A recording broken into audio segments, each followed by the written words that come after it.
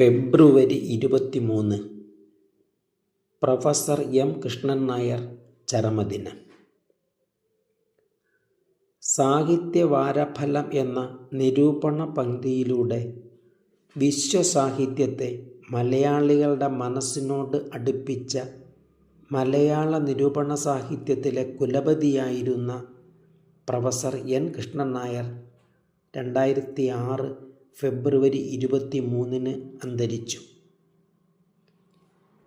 1923 March 3 തിരുവനന്തപുരത്ത് വഞ്ചിയൂരിൽ ജനിച്ച അദ്ദേഹം തിരുവനന്തപുരം യൂണിവേഴ്സിറ്റി കോളേജിൽ നിന്ന് ഓണേഴ്സ് ബിരുദം നേടുകയും അവിടെ തന്നെ മലയാളം പ്രൊഫസറായി ജോലിയിൽ ചേരുകയും ചെയ്തു. എറണാകുളം മഹാരാജാസ് കോളേജിൽ നിന്നാണ് വിരമിക്കുന്നത്. പഠിക്കുന്ന കാലത്തു തന്നെ സാഹിത്യ നിരൂപണങ്ങൾ എഴുതി പ്രസിദ്ധീകരിച്ചു തുടങ്ങിയ കൃഷ്ണൻ നായരുടെ സാഹിത്യവാരഫലം എന്ന നിരൂപണ പംക്തി എണ്ണമറ്റ ആരാധകരെ സൃഷ്ടിച്ചുകൊണ്ട് മലയാളികളുടെ മനസ്സുകളിലും നിരൂപണ സാഹിത്യരംഗത്തും ജ്വലിച്ചു നിന്നു. 1969 തുടങ്ങി 2006 മരിക്കുന്നതിന് ഒരാഴ്ച മുമ്പ് വരെ മലയാളനാട്, കലാകൗമുദി, മലയാളം തുടങ്ങിയ വാരികകളിലൂടെ പ്രസിദ്ധീകരിച്ച സാഹിത്യവാരഫലം ഒരുപക്ഷെ ലോകത്തിൽ തന്നെ ഏറ്റവും കൂടുതൽ കാലം പ്രസിദ്ധീകരിച്ച സാഹിത്യ പംക്തിയായിരിക്കും. ലോക സാഹിത്യത്തിൽ അഗാധ അറിവുണ്ടായിരുന്ന അദ്ദേഹം ഈ പംക്തിയിലൂടെ ലോകരാജ്യങ്ങളിലുള്ള എഴുത്തുകാരെ മലയാളികൾക്ക് പരിചയപ്പെടുത്തുകയും മലയാള സാഹിത്യത്തിലെ ഉത്കൃഷ്ട സൃഷ്ടികളെ ഉയർത്തിക്കാട്ടുകയും നികൃഷ്ട സൃഷ്ടികളെ ശക്തമായ ഭാഷയിൽ വിമർശിക്കുകയും ചെയ്തു. പ്രതിഭയുടെ ജ്വാലാഗ്നി, ഏകാന്തതയുടെ ലയം, മണൽക്കാട്ടിലെ പൂമരങ്ങൾ, എം കൃഷ്ണൻ നായരുടെ പ്രബന്ധങ്ങൾ തുടങ്ങി നിരവധി നിരൂപണ ഗ്രന്ഥങ്ങളും അദ്ദേഹം പ്രസിദ്ധീകരിച്ചു.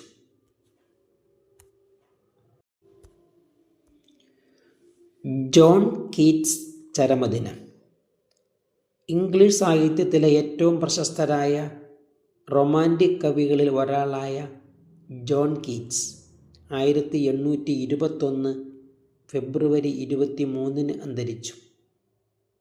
1795 ഒക്ടോബർ 31 ലണ്ടനിൽ ജനിച്ച അദ്ദേഹം കേവലം 25 വർഷം മാത്രമേ ഈ ലോകത്ത് ജീവിച്ചിരുന്നുള്ളൂ എങ്കിൽ പോലും ലോക സാഹിത്യത്തിൽ മായാത്ത മുദ്ര പതിപ്പിക്കുവാൻ കഴിഞ്ഞു. അദ്ദേഹത്തിൻ്റെ ode to the nightingale, ode to Grecian urn, ode to autumn, Endymion തുടങ്ങിയ കൃതികൾ എക്കാലത്തെയും ഏറ്റവും മികച്ച റൊമാൻറ്റിക് കാവ്യങ്ങളായി കണക്കാക്കപ്പെടുന്നു. സൗന്ദര്യമാണ് സത്യം, സത്യമാണ് സൗന്ദര്യം എന്നതായിരുന്നു അദ്ദേഹത്തിൻ്റെ ദർശനം.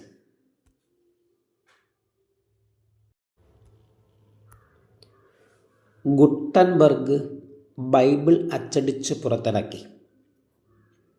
ലോകത്ത് ആദ്യമായി അച്ചടിക്കപ്പെട്ട കൃതിയായ ഗുട്ടൻബർഗ് ബൈബിൾ പുറത്തിറങ്ങിയതായി ഗവേഷകർ കണ്ടെത്തിയ ദിവസമാണ് 1456 ഫെബ്രുവരി 23.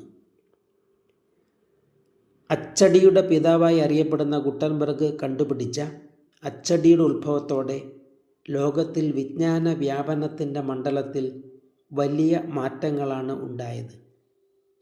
ഒരു പേജിൽ 42 വരികൾ വീതമായി ലാറ്റിൻ ഭാഷയിലാണ് ഗുട്ടൻബർഗ് ബൈബിൾ അച്ചടിച്ചത്. പേപ്പറിലും മൃഗത്തോലിലുമായി 180 കോപ്പികളാണ് അന്ന് അച്ചടിച്ചത്. അവയിലേറെയും ഇന്ന് നഷ്ടമായിരിക്കുന്നു. 50-നടുത്ത് കോപ്പികൾ മാത്രം വിവിധ രാജ്യങ്ങളിലെ ലൈബ്രറികളിൽ ഇന്നും സൂക്ഷിക്കപ്പെടുന്നു. അവ ഓരോന്നിൻ്റെയും ഇന്നത്തെ മതിപ്പ് വില 300 കോടി രൂപയിലധികം വരും.